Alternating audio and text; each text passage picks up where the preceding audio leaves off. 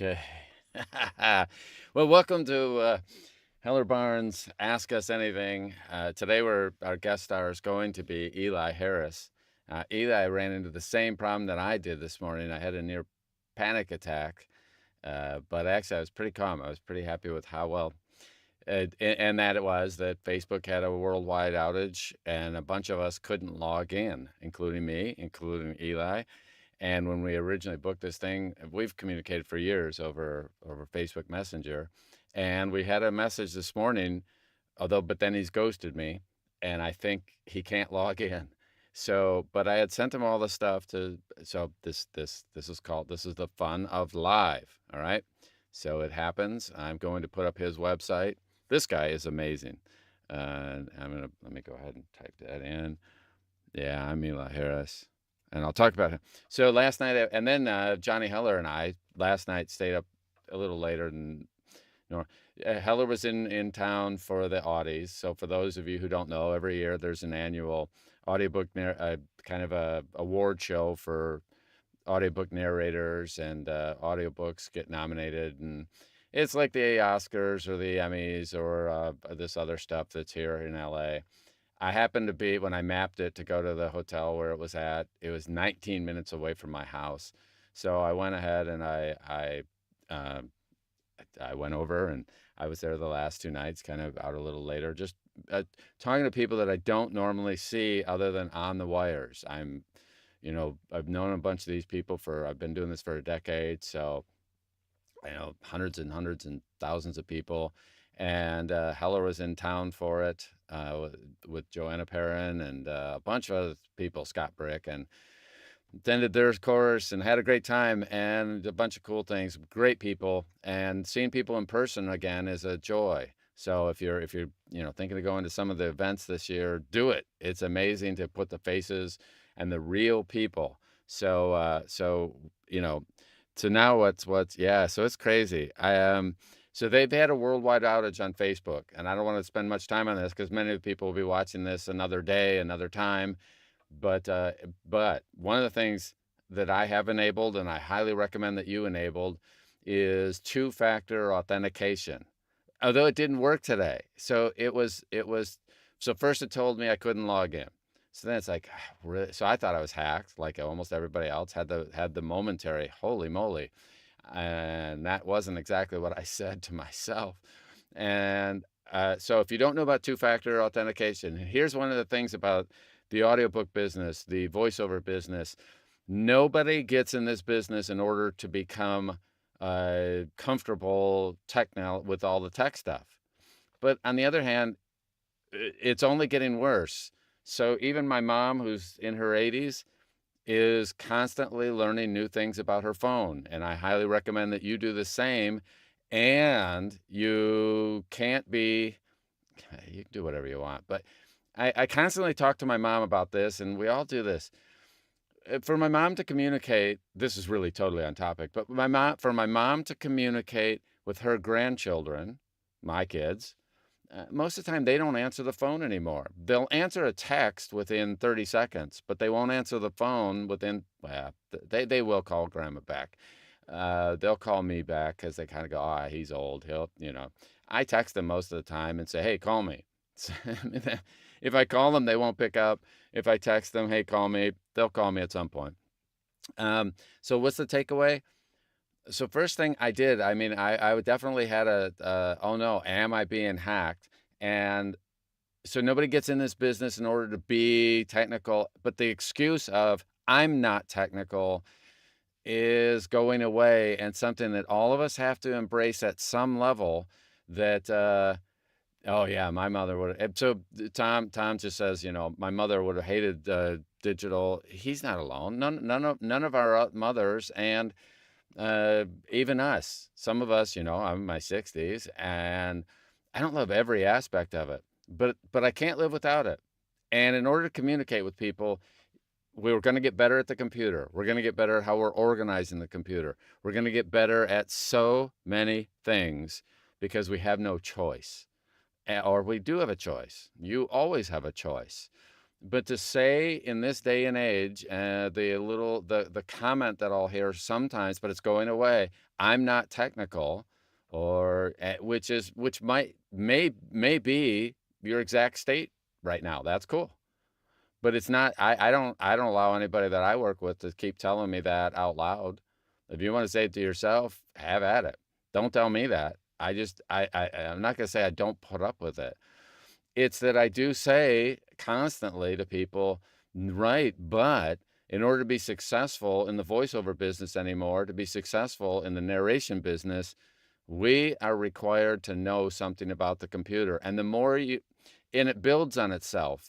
Fortunately, there is a rhyme and reason to everything that it does, okay? And there's nothing, and it's only gonna get worse, all right? So, yeah, so Colette says, "Hey, crazy day."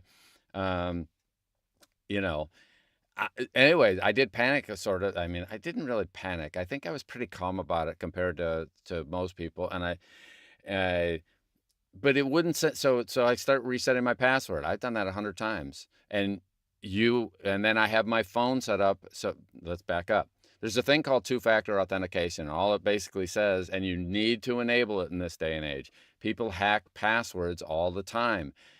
The computers are so powerful that the hackers can go ahead and just let the computer try over and over again, and they've gotten so sophisticated at it that they'll hack passwords, and they'll also do phishing things. There's a half dozen ways for them to get in.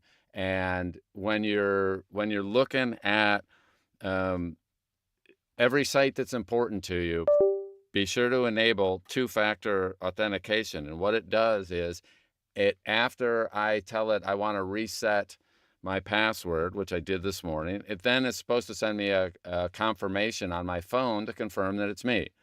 Because the odds of a hacker having both your phone and your password, or your hacking into your account on anything, I want to say it's not zero, but it's so it is. I consider it a hassle to go ahead and have to have my phone and confirm I'm me and that kind of stuff. But it's the modern age.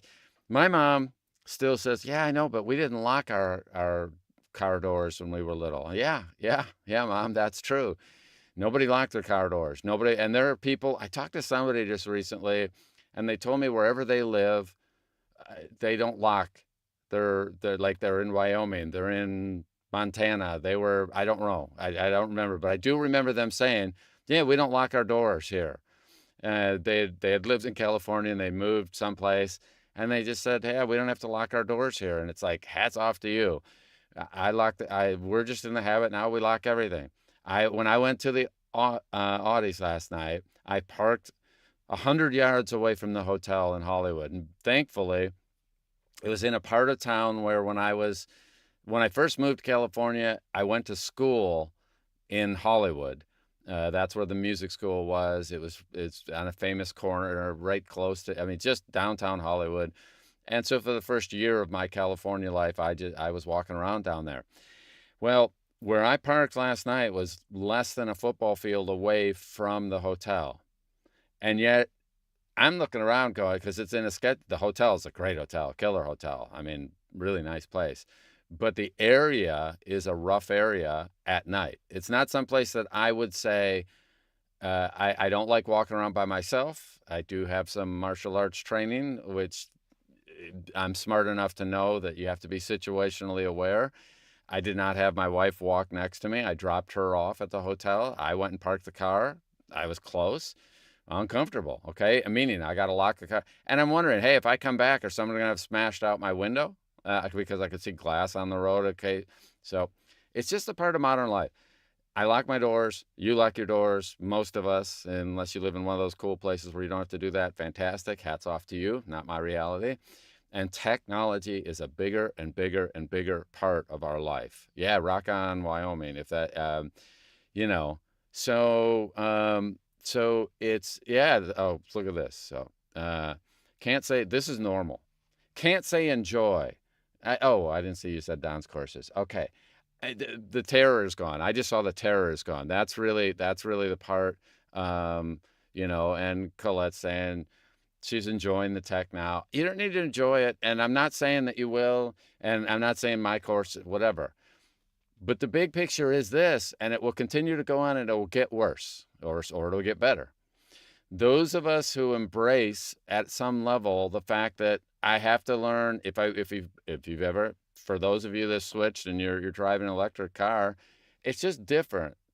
The way it works is close to a gas-powered car or a hybrid, but there's some minor differences in the way they feel, and you just have to embrace it. Oh, I'm going to plug in my car every night, or I'm going to plug it in every day, or I'm going to do it differently than I did it in the past.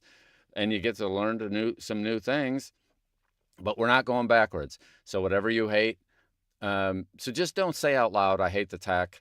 I decide I'm going to learn some about it because it pays you back. And I just don't know anybody that's in this business that doesn't end up learning way more about the computer than they ever expected. Learn about the file system, learn how files are managed. And for some of you, this is old news, but you do have to embrace some of it. Even the people at the top of the food chain who have been doing this for decades, like they went into a studio, they had an engineer, they were doing all of it. They all go, wow, I wish I could go back to the old days when somebody else did all of it. They all have home studios now. And I do get a call from, hey, I can't find a file. I can't find this. I can't find that. And then after they've done it a few times, they're finding it themselves. They don't need, they learn way more than they expected to learn, and you should too. All right. And today, so I'm trying to reset my password. What's wrong? And then it wouldn't send anything to my phone. It would send something to my email. I found because I had over time, I couldn't get in through one thing, but I had downloaded Facebook Messenger to my computer. And then I'm trying on my phone. I'm trying to reset it, and I'm trying to set it on the computer. None of it was working right. And then finally, I did get a message which allowed me to authenticate. And so if you're not sure about two-factor authentication, then we need to go on YouTube. And this is the big equalizer. No matter what I don't know about today, I can go on YouTube pretty much and find out how to do something. And I was trying to think what's the last thing I looked up, but I mean, stupid things like, how to change something on my dryer or the washer, or what brands are good. To look up two-factor authentication and make sure that you set it for Facebook. Make sure you set it for anything you use regularly. So if you're an Instagram user, if you're a TikTok user, if you're using whatever you use to communicate with people, if you're on Discord, set up two-factor authentication. Because at least, I was thinking to myself, this is crazy because I know I had set this stuff up, but it wasn't sending me the code. Well, it was Facebook's fault on this case, where they so I guarantee you, hackers are spending stupid amounts of time and energy trying to hack all this stuff. And they do it on a daily basis for every platform that you and I depend on. They're trying to get in there and make our life miserable. And I don't know how they're making money on it. And some do it just for sport, so they can tell their friends, I guess, that that's helpful. So anyway, there's a great book. Let's see. About big changes in how we work and live. It's called, Who Moved My Cheese? Oh, that's so good, Tom. You are right. I read that along, how long has that been out? I'm guessing it's about 10 years old. Tom, if you know, I don't remember, but that is a great book. You are right. There's a book out there called Who Moved My Cheese? Okay. And it just talks about the fact that life is moving on, and in so doing, we're stuck with it. Okay. And it's not going to change. And so embrace it. That's the big takeaway from that. Okay. Made it to the live stream on time today. Yeah, KW. I don't remember your first name there, but anyway, yes. And of course today, because of the outage, so I was communicating with our guest this morning. He was able to get on, but now I don't see him on. So hopefully he'll be able to get on and join. And so I have two-factor authentication on everything. We all have to go that route. It's just crazy. Just because you're paranoid doesn't mean they're not trying to hack you. They are. The funny thing is, they are not trying to hack me. But I already had my site hacked here earlier this year. And what happened was, it was redirecting people to a porn site, but it was clever about it. It was going to a porn site, but then it would go to other sites. It wasn't only redirecting to one spot. And because of that, it was confusing. And what's happened is I don't have that many. I mean, in a given day, if 100 people go to one of my sites, my training sites or something, then that's a big deal in a given day. Okay, over the course of a month, it's a pretty decent number. But I'm not there's not enough people for them to worry about and to target my site. But what it's just like is, hey, I was in Hollywood last night, and I was on the street, and it would have been a random thing if they broke out my window. I don't keep anything in the front seats, or I'm pretty security conscious about that stuff. But if they had broke out my window, it would have been a random attack that I was in a place where somebody who was looking to break into cars would have broken the window and grabbed something, but there wasn't anything to grab in my vehicle. But I'm just saying, it would have been a random thing. Like they didn't know, oh, Baarns is going to be down at the Audis type thing, and we're going to target him. We've been tracking him. That is not going to happen. I'm going to be at the wrong place at the right time. Somebody's going to break into my car or break a window or something, and then I got to call insurance and do all that stupid stuff. They're not going after me. They didn't go after my site, but they did find we have a plugin on our site that has over 1 million installs. And there was a period of about 2 weeks where this thing had somebody found an issue in the hacking community, and then they distribute it to all. There's a bunch of ways for them to distribute it to other, I don't know, criminals, whatever. And they did. And so they weren't targeting me, but just at random, they were going through numbers, and our site happened to be within the number range that their computers were set to scan, and we got hit. And then I had to pay a bunch of money to get it all fixed up. And now I have a company that has a monitoring thing, and I get reports and all that stupid stuff. And just embrace it. It's not fun. Yeah. Oh, 20 years ago. So, so the book Who Moved My Cheese is about 20 years ago. All right. So I did read it, and I totally, agree with it. And but and even 20 years later, okay, where you go back 20 years, that's a long time. They were already talking about how fast things are changing. Well, boy, now it should be who moved my cheese, who moved my technology, who moved my website, who moved everything. And that's just the way it's going to go. Okay. We don't have anything. And this thing about two-factor, I have two-factor on everything. You should have two-factor on everything. Enough said about that. And the tech stuff. So, it is just crazy. Yeah, I keep reminding myself, I can't hide my head. It's, so first off, when it didn't work for me, so I'm trying to do a password reset. Now I've done that 100 times over different sites, and it wasn't working. And it would send something to my email, and then I would take that and I would plug that in, and then it still wouldn't work. And then it was supposed to send a message to my phone, and it wasn't doing that. And I'm thinking, and so I'm doing all the little things you kind of do when you're paranoid like I am, and that's verifying the URLs. Is this I go to Google and I go, because there's a thing called facebookmail.com. I hadn't seen that URL, so I'm checking the URLs. I'm going through the steps. I get my driver's license. You're supposed to hold it up in front of your webcam, and so that you can see you and the driver's license. And I send that in, and then it still doesn't fix the problem. So, luckily it wasn't me this time, and I wasn't hacked this time. But I have come in the morning and had this whole thing where I was hacked. Okay. And I'm guessing that that's exactly what happened to our guest today. And Johnny, by the way, so Johnny is here for the Audis, and so he's absent, but so I'll have some pictures. I took some pictures last night during the after party where we're all sitting around, and so I'll be posting those here over later today. So that's kind of the takeaway from today. Life is unpredictable, and the worst thing that you will have from a business perspective is you do this great voiceover, you do this great audiobook chapter, and then all of a sudden it's gone. because of something that went wrong on your machine or my machine or on the internet, or ACX doesn't work if you're uploading there, or whatever site you're trying to get to.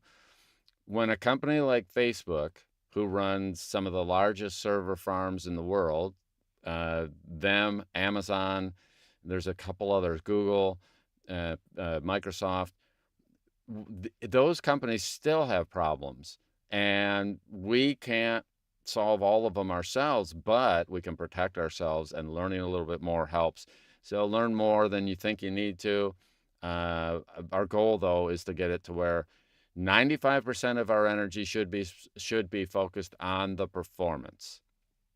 5%, though, if you spend just a little time and get good at the computer stuff, get better at it. You don't have to be great at it, but get better at it. You will save time, and over the course of a year, you'll get all your time back that you're investing in that, uh, over and over again. It's kind of crazy. So anyway, I'm going to assume that Eli is not going to be able to make it today, and I know, and him and I did communicate. Now I don't know. Does anybody know, is the Facebook thing? Maybe you can Google it while I'm vamping here and see if that's still, it may be affecting people. And he was on, but I don't see him on now on Facebook. And I mean, I double up. This is kind of funny. On Facebook, I had sent him the initial, here's how to connect. And then I also sent it to him via email so that he would have it there, and not, I have a PDF that shows it. And so most of you know about PDFs, mostly because all our scripts come in that way, PDF, or they come in. And if you don't know about PDFs, then hey, the PDF reader and the Adobe reader, and yeah, I get to know that stuff. So any questions that I can answer for anybody about the Audis, about the audiobook world, about voiceover, and the reason also, I got to have this guy back. Eli is amazing, and here's the weird thing. He kind of is unknown in the bigger, like, he's actually a pretty big deal. And when you get to hear his backstory, I did interview him on my podcast a year and a half ago. And so I thought, who can I have on? He's just so humble and down to earth, but he has all these movie and TV credits, but he switched over to do voiceover. And this happens to a lot of on-camera people, where over time they realize, you know what? Every time I go on camera, I have to not only be a great actor, but I also have to have the look that they want for this specific character, within reason. I am not going to be cast anytime soon as a 16-year-old boy. Now, but in theory, I might, first, not me, you might play a character that's much younger than you, or you could play a character that's 10 years older than you. And that's the beauty of this whole business, is that we get to play characters that are not us. But I don't have to have the visual look that fits that character if I can voice it. And but I can say the whole world is going to more authentic, which means I'm unlikely to pretend I had a great Jamaican accent. I do not. I could not. Nobody's going to ever hire me for that, man. It's just not going to happen. And for good reason, that will never happen. But what they're going to do is find one of you who has something in your background where you actually can do it well. But as an actor, you're going to play characters that are not you, even if it's tilting toward finding somebody that, if they want a Jamaican accent, they probably will find someone who is either specializes in that, which means they've been there, they know the culture, they know the back, they really can do that character very well if that's the main character. They're looking for people that can make it happen, that have some direct connection with whatever the characters are. And so embrace whatever you have. If you're Irish, then hey, do some things for that. If you're English, do some things for that. It's amazing. The world is going to more authentic, but as an actor, keep expanding your range, because it's a performance business first, and then the tech stuff. So today's a tech day, and yeah, no matter what you do, it still doesn't always work out. So anyone want to post a question there? If you do, fantastic. Oh yeah, you get so hold on. We get to be all the characters. One of the things is the main character, usually there's one or two or three that are primary, obviously. And then there's all the bit players or minor characters that come in and out. And so my wife does all these things where she ends up, the main character is somewhere in her zip code, but then there are some minor characters that are way younger and sometimes way older and that kind of thing. And yeah, she gets to play all the characters. And so it's helpful if you hit one. And then with the royalty share stuff, boy, we can all practice. All right. I even did some audiobooks. You want to hear some bad audiobooks? Go ahead, and it's 10 years ago, but nonetheless, I have a set of them there. And no, don't pay for them. I would never. Anyway, but it's a great place to learn and grow and take some acting classes and check in with people like that. Okay. So there are so many things you can do. All right. Well, if nobody has any questions for me, anything I can't help with, I'm going to keep this one short. We'll reschedule Eli. He's such a good guy. I just think you'll be blown away at his backstory and what he is doing. And he's one of these guys that right now, there are people that don't know his name, but that will change because he's doing so much in so many areas, the number of corporate clients he has for voiceover. And the thing I want to talk to him about is we end up with this thing where it's easy. So I think there's two businesses here. There's the narrators, and narrators have a leg up when they go to voiceover, and because they've done all the characters, when they go to animation and that kind of thing, they can do that quite well. But it's different. We don't want to be over the top in our characters. We don't want to be a caricature where when we're doing animation, yeah, you can be. You can be over the top. It's a different genre, and there is some crossover, but there are some definite things that are very different.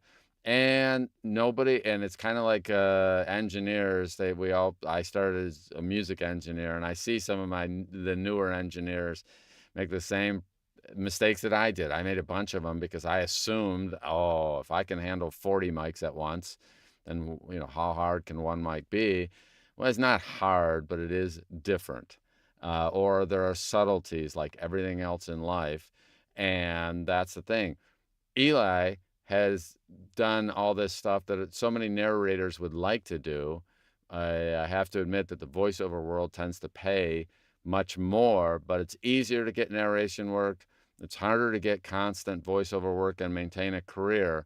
But for the people that do it, my son's done 15,000 voiceovers, and he cranks that stuff. It's amazing how much he does. And, he doesn't anymore love doing audiobooks because he likes the little projects that he can finish all in one sitting.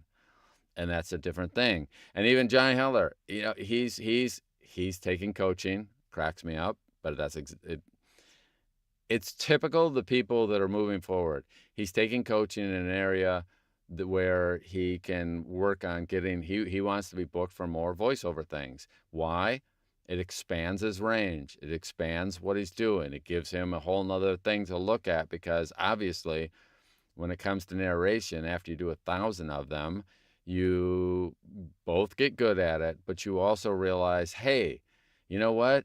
A lot of people can do both, and now he's on the learning curve. It gives him relatability for other people learning. It gives him relatability, like he starts understanding that if he's not booking work over there, well, there might be some subtle differences. And so what does he do? He hires a coach. He's doing it.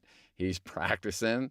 He's not saying, well, I know it all. I voice so many great things. It's like, nope, this is slightly different. How do you book them? What do you need to do? And he's talking, and the investment he's making is pretty heavy in terms of who he's studying with.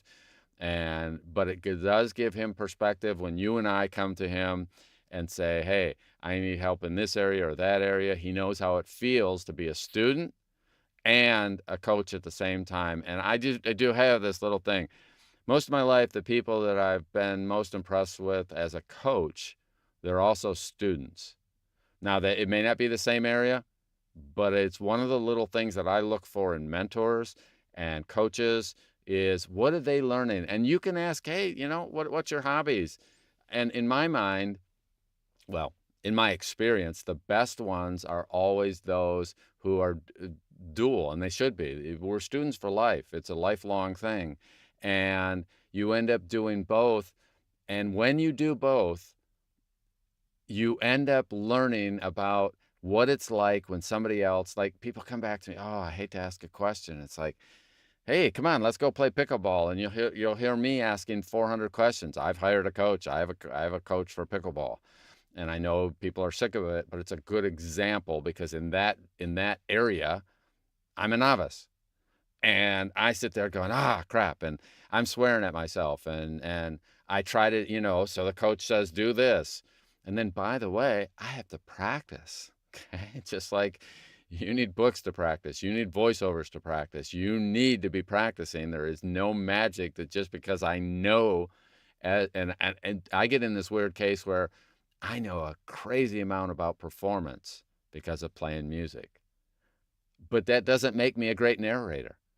I have to go through the same steps. Now, I may get to go through some of them faster because I understand how to practice and I understand the value of practice and I understand the result of practice. And I just had it on the pickleball last night.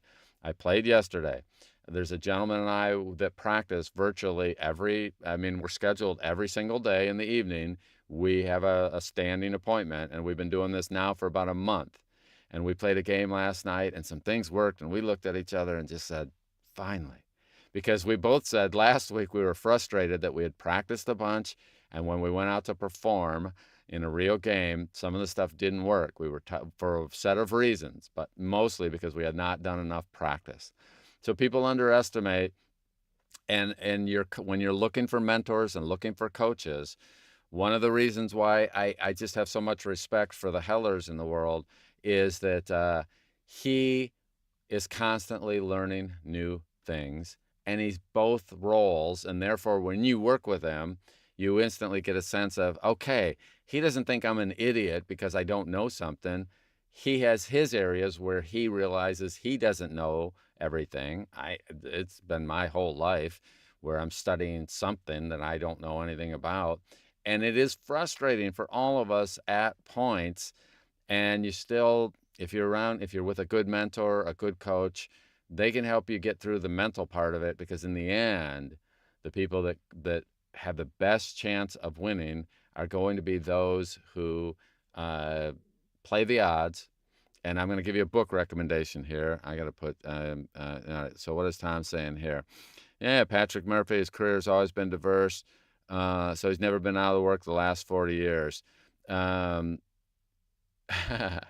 And keeping this is so I don't know Patrick Murphy. Okay, sounds like I need to see if we can get him. See if you can get me his contact information, and we'll see if he fits in, so we can have him on the show. And that is the what we are looking for is somebody who is a constant student and growing. There is some. So I was at the Heller Brick thing at the Audis. And both of these guys were doing some things in the background that were keeping themselves learning and growing. And how are they going to do this other thing better? And how else are they going to do? And that really, really works well. And keeping 3 gigs at all times, what I call the Murphy tripod. So here's the thing. Most people are also doing a side hustle. And you have to be careful about it, because it's certainly, you can divert, by the way, I always keep something going in the fitness world. And part of it is, I don't play pickleball because anybody's going to go, wow, this guy's going to go pro or something. There's no way I would ever, I shouldn't say no way, maybe. Yeah. I don't have aspirations to be a professional pickleball player, but I have aspirations of being the best that I can be at my level and being better than all. I want to win. I want to beat everybody around me because I earn it. And it's a vehicle for exercise for me, because in my 60s, I'm kind of going, you know what, if I'm not careful, there just are some interesting things, and I want excess capacity so that when I'm in my 70s, I still can function. So that's a personal thing. But it's also a learning vehicle for me. I'm constantly learning about it and keeping something. And I see all the best mentors are doing that sort of thing where they are doing something else as well. You can't, I just clicked on the wrong thing there. You can't just do one. First off, every once in a while, you can do one thing and focus on it for a period of time. That's important. The one thing I don't want to do is I'm going to take 6 coaches at once. That doesn't work. I recommend that you have a primary coach, and you may have to go through. So I've been with one coach for pickleball. I am actually going to take some sessions from other pros and figure out whether the first guy, who I really like, has a great background, is going to continue to be my number one. But since I haven't taken from these other people, I'm going to take a couple sessions over time, over the next 6 months, year, a couple sessions with some others, and build my stable to where I have a half dozen people. But then once you find one, stick with them for a period of time. Stick with him or her. Matter of fact, the next one's a female that I'm going to be working with. She's amazing. Anyway. But the point is this: I'm not assuming that the first guy that I found, who was excellent and who's really helped me, is going to be the one that's the ultimate for me. So I've taken half dozen sessions from him, and he's really helped me. And I've got this other pro that I see regularly, and I've got her contact information. I'll be taking some from her. And then after that, I have another gentleman who I've seen out there who's another pro, and I'm going to take some sessions from him and go through and find out. And then I will, after exploring a half dozen, I'll pick one, and I'd probably just stay with that person for a year. And then at that point, diversify and get my second one. And my mentor originally is a guy named Gene Stewart, who had gone to Juilliard and was a Motown session player. And I've told this story 100 times, but when I hear My Cherie Amour by Stevie Wonder, right in the beginning, there's a little bongo part. And you may not know that instrument, but there's something in the track. And it's my instructor. That day he was playing percussion. He was playing drums on hundreds of Motown hits over the years. But he had a really, really, really strong music education at one of the best schools for music, Juilliard School of Music, which is in New York area, and just killer guy. And he always said, after I worked with him for a while, hey, you need to go out and find, at least you're going to end up with 3 mentors over time. You may have to go through 10 people to find your 3. And that's just stuck with me my whole life. I've just done it. And so find your tribe, hang with them, find the good mentors, do what they're doing. And once you've gone through and figured out, because there's just so much I don't want to say bad. There's so much information out there from people that are not seasoned. And we do get into this weird thing that we're all going to deal with. Somebody can have a lot of experience and still not be a great coach. Somebody can have some success and still not be a great coach. We've all seen it. I could be a great narrator and not be good at coaching. And here's why. My mom, I will put her in the one of the best moms in North America. Okay, I'm sure there are others, but that are good as well. But my mom's in that top tier. Okay, we'll just say that. But I've said this before. She's driven for 50 years. Now I don't know about your mom. Okay, your mom might be world class at driving, but my mom has no situational awareness. I'm amazed that. Anyway, I'm very happy that she has done as well as she's done. She's 85 and she still drives. And at her age, she's relatively decent, but there's a bunch of things I would change about her, but it ain't going to happen. I mean, I'm her son and she doesn't listen to me in that area. I'm trying to get her to take some driving classes now. She needs some help. And just because she's been driving for 50 years, I would never use her as the model for teaching others how to drive by just saying, well, yeah, she's done it for 50 years. It doesn't make her a good instructor. It doesn't make her self-aware about her strengths and weaknesses while driving. So that's the same thing for the rest of us. Just because I've coached over 1,000 people doesn't mean I'm good at it. It could mean I'm good at it. It also could mean people are not so smart to study with me and they just don't know about the other better people. That's the hard part about this business. is figuring out who to listen to. And when we see all the crowdsourcing stuff, I cringe. Heller cringes. We talk behind the scenes, and the times where he's just shaking his head at somebody giving some advice. They might have 50 books or 100 books or a couple hundred, yet the advice they're giving statistically isn't going to be great. And I will make a book recommendation here too. I'm going to call Thinking in Bets. And I'll tell you why I really love this. So, and then we'll end for the day. But this is super cool. Thinking in Bets. Amy Duke, I think. It's Amy something. I think it's this. Thinking in Bets. If you don't have that audiobook, I highly recommend it. And I'll tell you why. She is a professional poker player. She made decisions that would lose $100,000, $10,000 at a hand. And you have to make all these decisions within minutes. And if you're a professional poker player, a single bet could be 5,000, 10,000 or more, and a single decision. So a decision that you're making could be for a lot of money. And that book, yes. Oh, Annie Duke. Okay, so somebody spelled it right because I got it wrong. Thank you. Oh, yeah. And you would know. Thank you, Lisa. So Annie Duke. All right, so I got that wrong. But it's called Thinking in Bets, and I'll tell you why.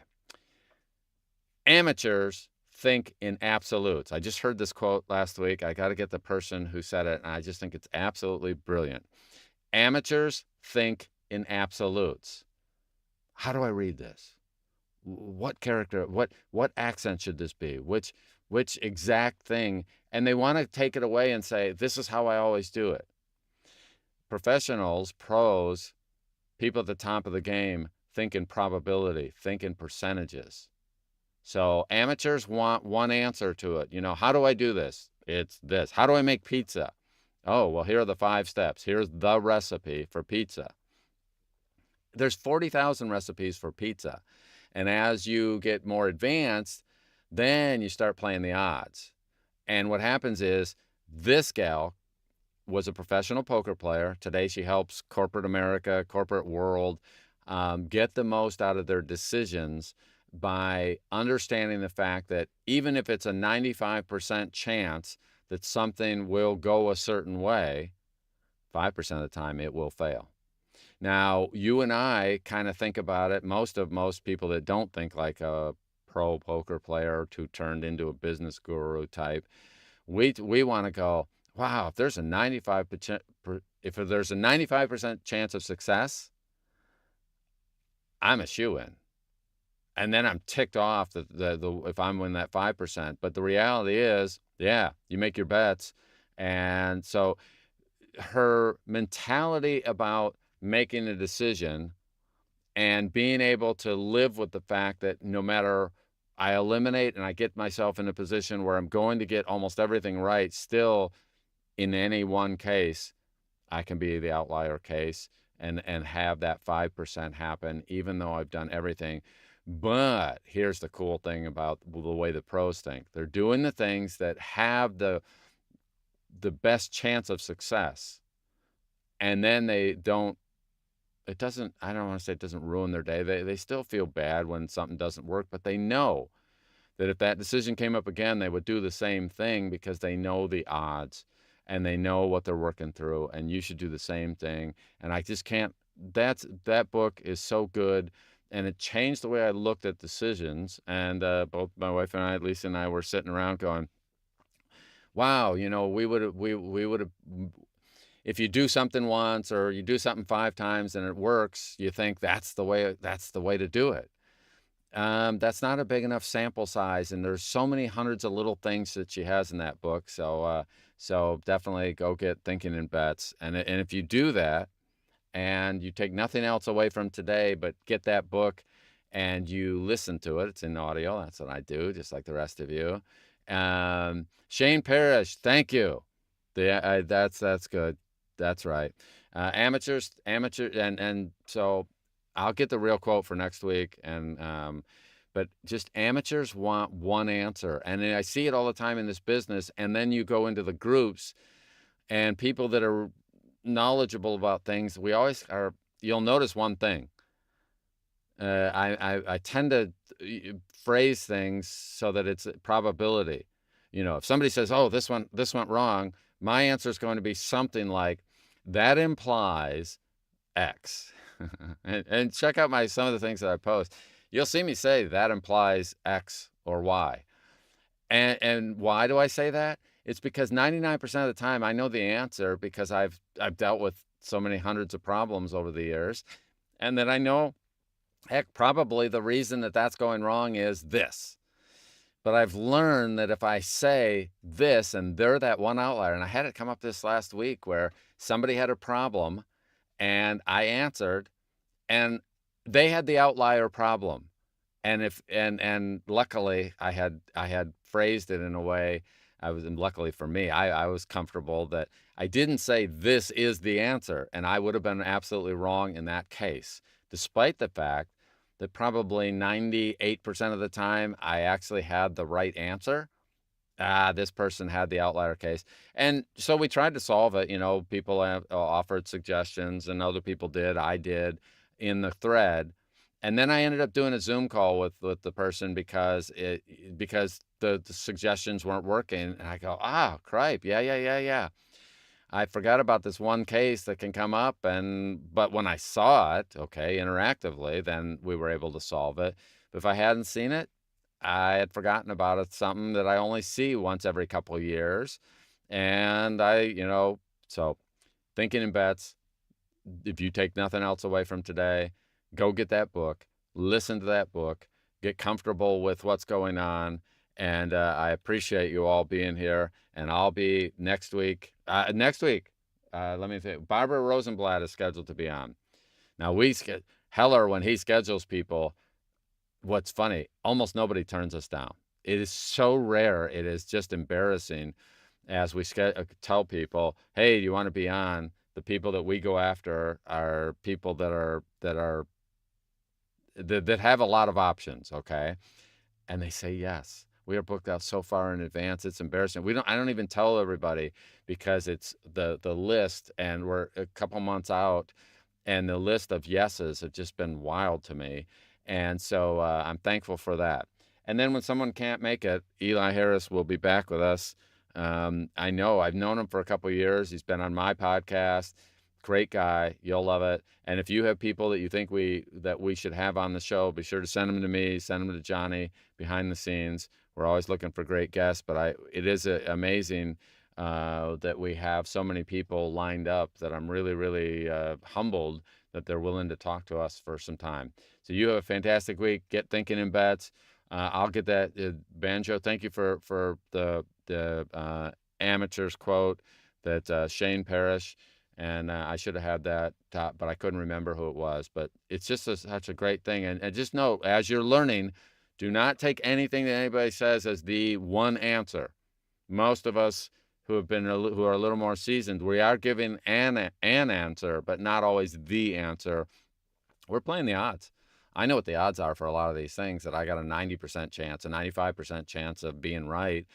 And sometimes even when people ask a question, I have to be careful, because it's pretty wild. All right. So you have a fantastic week. We'll talk to you next week. And Barbara Rosenblatt is just amazing. So I'll be putting the promo out for her. So see you next week. Have a fantastic one. Of course, see you on the wires. All right. Have a great one. Talk to you later. Bye.